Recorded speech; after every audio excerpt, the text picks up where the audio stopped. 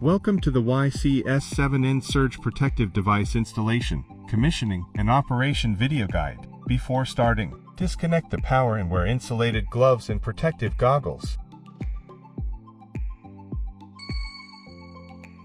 We'll need the following tools: wire strippers, crimping pliers, wires that meet the required specifications, terminals, an electric screwdriver, a flathead screwdriver, and a multimeter.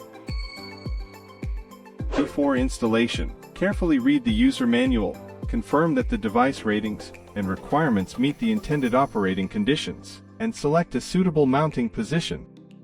Installation tip: align the upper part of the device with the top edge of the DIN rail, then press the lower part gently until it clicks securely into place. To remove the device, use a screwdriver to release the lower latch. Lift the lower end clear of the rail, then remove it upward. Before starting wiring, select wires with appropriate cross-sections according to the rated current of the product. Use a wire stripper to carefully remove 11-13 mm of insulation from the copper conductor to expose the proper length. Then use a crimping tool to firmly crimp the terminals, ensuring a reliable connection. Finally, it is recommended to tighten the wiring with an electric screwdriver, set to the specified torque value to ensure stable and safe connections. Please operate in accordance with the instruction manual or product label, and correctly connect the input terminal and output terminal.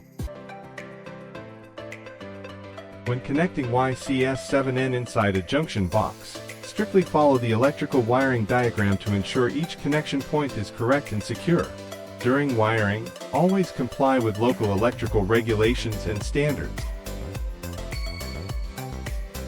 Regularly check whether the surrounding environment meets the normal operating conditions of the surge protective device. If the surge status indicator window turns red, this indicates that the protection module has degraded and must be replaced promptly.